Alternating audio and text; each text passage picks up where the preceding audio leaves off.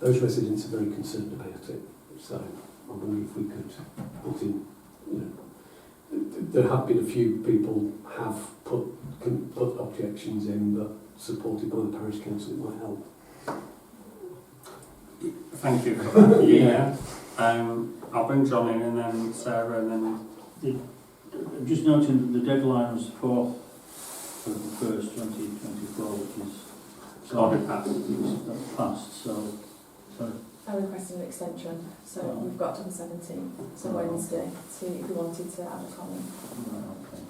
It didn't necessarily get approved, but that's what they tend to do. You request it and then you put it in by the date you said you put it in by. Yeah. Okay. Sarah? Yeah, I just think it's sad really that, you know, who are children like this meant to live next to really? What kind of streets are they meant to live in if we can't accept that there's a place in our community for children who are having difficulties in life, to be honest. I just think it's very sad, and I certainly would not be happy to support an objection from the parish council to this, because, you know, every child deserves a chance. Yeah, thank you. Similar lines to myself as well. I wouldn't support an objection either for the same reasons.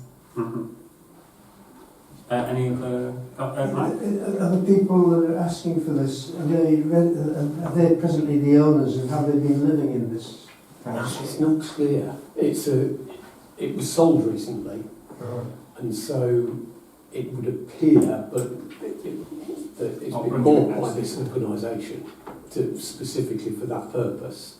But has it been bought by them for the... Well, that's what's unclear, because we don't know who's bought it. That's You can't find out who's bought relevant. it. I mean, I would support what Sarah and Karen have said, but if the request is really coming from people that are, you know, actually being resident in Ackworth, living in that house... No, it's not. The application is by a company who run these care homes, who don't have a good reputation at all as an employer either. Their rating as an employer is very low on the various... But I mean, it raises the question of whether when something like that is put to the parish council, do we automatically have to support... I mean, it's not to the parish council, just to be clear. These are just planning applications of which we can submit an objection. Okay. We don't have any say on the planning. And are we likely to be listened to either way? I mean... That depends on who's deciding on that. That's the planning. Because I agree with the general principle that, you know, that an automatic kind of NIMBY is not good. No, the residents raised that point about they've got to live somewhere. It's just in the middle of a very residential estate with old people around. Sure. It's not necessarily the best place for them anyway. I'll just bring Susie in if I can. I just wanted to comment on the fact that I appreciate that the children need somewhere to live, but care for children in those circumstances has changed greatly, and it's not council run. This is a private company in Glasgow. It is a commercial activity, and it's clear that it's a commercial activity when you read the comments that are put online about this company, that they pay their staff the lowest of the low, they're not appreciated, and then you wonder, well, what kind of care do those staff who are, you know, living on basic wage without perhaps much training, what kind of care will they be giving? And yeah, I feel the location is difficult. It's difficult for parking, and we are here to represent the needs of our residents, not the needs of a company based 300 or 400 miles away who have no local oversee over this care that is taking place, as far as I'm aware. Yeah, thank you. I mean, lots of valid comments being made. Yes, Sarah? Can I come back in? Yeah, of course. I mean, that's interesting to hear what you're saying, Susie, because I mean, those are that's information that would make me think, well, maybe, you know, certainly in terms of the company, it being a commercial business and run by somebody who was not a very good employer. I mean, I know that's not a valid reason for us objecting to it. So it's conflicting, really, conflicting sort of views about it, really. Yeah. Carolyn? Also, all I was going to say is the vast majority of this kind of care is now provided privately, outsourced by councils, and every single one of these people in care homes, in this kind of home, are usually paid the minimum wage. I don't think it's quite fair to treat the care they'll do based on their pay. No. But I think it's They're dissatisfied. No, I'm sure. No, for their workers, they get a maximum of 3.2 out of 5. Yeah. So but I it's think not- the vast not majority great. of this care is now this yeah. as well. No, probably. Yeah. So mine isn't about a personal viewpoint. I just wanted to add for all councillors is that if we did decide to add an objection, there has to be a set reason that it would fall under. So that those things are negative effect on amenities, overdevelopment of the area, a visual impact. Andy, I know you mentioned about impact on character or appearance of the area. Character of the local area, a detrimental effect on the character of the local area, design issues, conservation areas, listed building and highway safety. So if we was to submit anything, it would have to fall into one of those categories for it to be taken seriously by the Wakefield Council. And I think, sorry, I'm just sort of generalising Yeah, as chair, fine, so like, based on sort of like the comments, I'm not entirely sure where we would put our comments. My into. thoughts were it's the negative effects on amenity and the detrimental effect on the character of the area were the two that I felt. Because the Highways Department have already said they don't see a problem, but I think they might just have said, oh, there's two people here, plenty of driveway. I'm only playing devil's advocate. Yeah. I mean, I don't know enough about this particular. We're just reporting. I'm just some reporting social what the care residents job. have said. But, To represent them. I mean, it's sort of like based on a bit of an assumption that it is going to be negative. It might not. They it might accept not be that. Yeah, they do accept that. But having the two of them have experience of working in that sector, and they would not be concerned that it is likely to be the people that could cause problems. That's basically what they were saying, I think. So yeah, I'm just reporting. I'm going to move Okay. Matt Broad, if I may. Is there a course of action there? Well, my proposal would be that we object on that, on the basis of negative impact on the amenity and detrimental to the character of the area. So. Okay. Do I have a seconder for that? No, I'm not seconding. I've got a comment. Hang on. Susie's seconding. Okay. So that objection and reason is a proposal that's been put forward. I'll take your comment on. Well, I think if we were going to object, we would probably should know a little bit more about the ownership. Whether it's been somebody who's been living in the village and they've decided to to do this. Yeah. That would kind of influence Okay. me. I'm going to move. I'll move to a vote then. So. I can't read. No, it's on behalf of... Just to call everyone to order, so I'm going to move to a vote. So we've got the proposal is to object, and it's based on. If I'm correct, Andy, you're objecting on the basis of visual impact and character of the local area. No, the negative effects on the amenity, noise and disturbance, Yeah. and overlooking sort of thing. Overlooking. Okay, is that clear for everyone on the voting? Okay. Can I take votes in favour then, please, of submitting that objection? So we've got 3 in favour. Can I take votes against them, please? That's 6 against. So that's fallen. But I think it's a tricky sort of planning application. I think there's a lot of things to be weighed up on that, isn't there? So yeah, okay, I'll move on then. So, Chair, can I just make a comment Of on the course. Fairacre, on the first plan application? Yeah, of course. I mean, I think bearing in mind what people have said about opening it up to further development, I mean, that's not a valid objection, No, either, is it? But I just want to make a comment that it does seem a bit sort of dubious to me. You know, they put a planning application in, presumably they've got planning permission for the buildings they've put up on that Yeah. site, and then afterwards, I would as if agree. they haven't thought about it Yeah. beforehand, Yeah. oh, we'd better have access. So I think just agreeing with what Andy said, Yeah. we need to watch it really. Yeah. Yeah, I don't think we can do anything No. No. because Yeah. it's reasonable. But Yeah. it's that, step two. And again, we can't really jump to the assumption. No, but no, they might no, not. not at all. Yeah. No. But then again, they might as well. Yeah. So yeah, excellent. Thank you, everyone. Item 10 then. So to review and approve terms of reference of the complaints committee. So again, these were in the packs. Some of it's pretty standard, which lies with all our committees. Any comments or questions?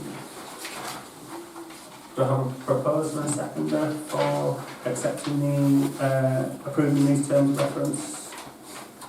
And Nathan proposing. Seconder, please. Sarah seconding. And I'll move to a vote then. So votes in favour of accepting those terms of reference. We've got a full house. Thank you very much. Okay, so item 11. So the 4 people that are on this committee. So item 11. So elect a chair and vice chair for the complex committee. So there's 4 people that are on that complex committee. It's myself, Sarah, Sharon, and Andy. And so the the chair and vice chair would come from those 4 people.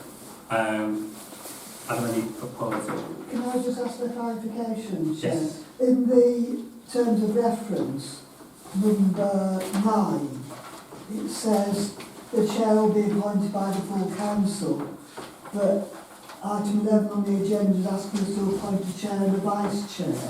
So I wonder, do we have to, can the committee appoint its vice chair? Because it only says chair on here. Just an observation. Observation with you? So Either or, so we could Either change or. the terms of reference that we appoint the vice, or we could do that at committee, whichever. We tend to, on terms of reference, we do tend to, Sarah's right, do chair and vice chair at this level, so to keep it standard across the board. We're probably better off editing the terms of reference, as long as everyone's okay with the vote that's just taken. That number 9 would be changed to the chair and vice chair will be appointed by this council. are all councillors okay with that, or So I'll record Yeah. that in the one before the amend for number 9. so chair and Yeah. vice chair to be appointed by full council? Thank you, Sarah. Thank you very much.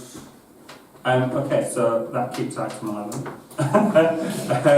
To elect a chair and vice chair for the complex committee. Thank you. Any proposals for people? Can I propose Sharon as chair, Yes. even though she's not present as a Well, proposer? If just to clarify, if that does go ahead and Sharon accepts, obviously, if she declines, then obviously we'll bring that back. Are you allowed to propose people who are not here, having not asked their permission? My understanding is yes, you can, as long as they agree to it thereafter. Yeah. So if not, it then comes back. Come back to the full council. I'm going to elect a vice chair so the committee can sit if it needs to, just in case Sharon does decline. So we've got a proposer for Sharon, seconder, Caroline. Any other? Yes. Yeah. Andy, Yeah, so Andy proposed by Susan. Seconder for Andy? I'll second myself if I'm allowed. I'll take that. Andy seconded himself. Is this still for the... This is for the chair of the complex committee. Any other? Okay, so we'll move to a vote between those 2 people then. As soon as Andy's here, so I'll take a vote in favour of, so those in favour of Andy being the chair?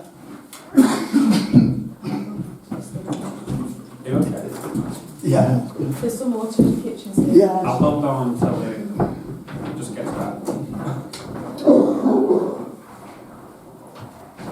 I know that cold, but sometimes sit on the chest, can't you? I need to catch up on my notes.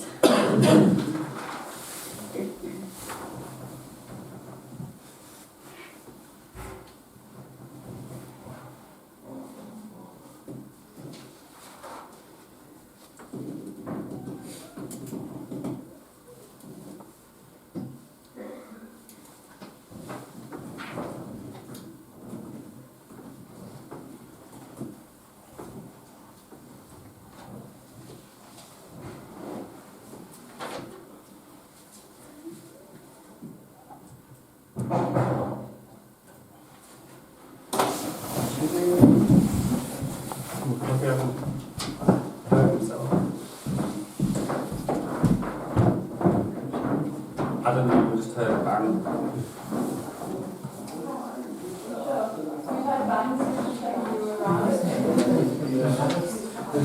There was just a bang, so it was a little bit concerning. Very all right. Two doctors in the house. We have been quite well. It's just a call at the back.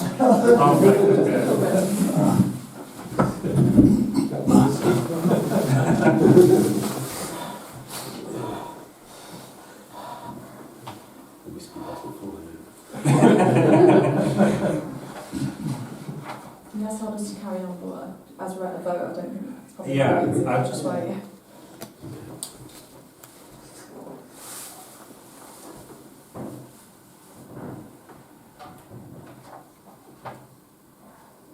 I mean, I think we'll be glad to just see him come back in alive.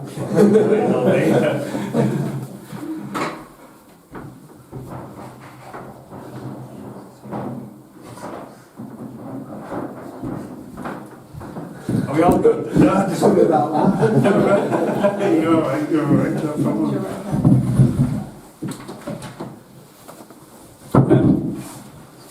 right, Right, so I'll take votes in favour of Andy then, for chair of the complaints committee. So those in favour of Andy?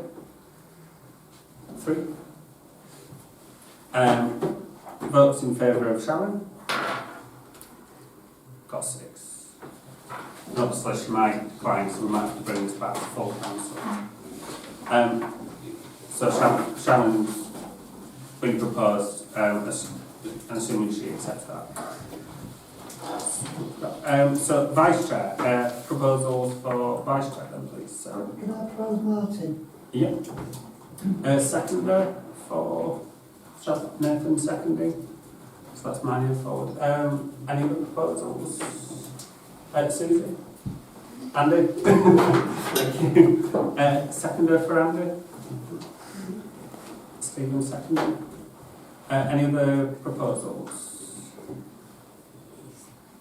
Okay, so I'll do the same again and take a vote. So, votes in favour of myself first. So that's 6. Votes in favour of Andy. We've got 3. Okay, so we've got chair and vice chair of the complex committee. Thank you. Excellent. Okay, so item 12 then, to note that, so this is just regarding previous meetings and so on. Obviously, this was a practice done by this council and other local councils, that's why it was practiced. But as a council, we've decided to note that from 2024, abstention votes will no longer be recorded in the minutes of meetings of Ackworth Parish Council, and also an abstention is not a vote, it will not be included. It will only be votes in favour and votes against that will be, and that's just following things that will happen. Yes, Susan. If we don't record abstentions, surely the minutes won't be an accurate record of the voting that's taken place in the meeting compared to the numbers played. You okay to go on? Yeah, that's fine. Thank you. We don't actually, there's no legislation that says that we have to record the voting as an equal number to the attendees. And we have to record votes for and we have to record votes against. but the abstentions, they don't have to be recorded at all, and the chair of whichever meeting doesn't actually have to even ask for abstentions. That's how some councils practice it. And given obviously previous events that we've experienced, as the owner of the agenda, I feel that's the right route forward for the councillors that wish to abstain due to their own personal reasons, sometimes that they don't know enough information on it to protect them in their votes. Okay. And abstain, if you're abstaining from doing something, you're abstaining from voting, so you're not voting, basically. So there's nothing to, in my mind, there's nothing to record. Yeah. If you're abstaining from voting, so you're not voting. So if we're not recording it, do we need to ask whether there are any? I think it's good for the chair just to know that, because it might just be that someone's not heard it, so it's go, oh, I'm just not voted. So I think on that basis, as a chair, I like to just check to make sure everyone's, if that makes sense. I'm abstaining from the vote, therefore. Can I just add, just Yeah. the chair doesn't have to ask, but it's the chair's choice if they ask during the meeting. But in answer to the question, no, the chair doesn't have to ask. Thank you. Okay, so are there any other comments on that? No. Item 13, to receive correspondence from Fairways Service Station regarding the lands next to Ackworth Cemetery and decide a course of action. Again, the correspondence is part of the packs that we've got. It's just this bit now. I've lost mine. There it is, I found it. So yeah, it's just part of the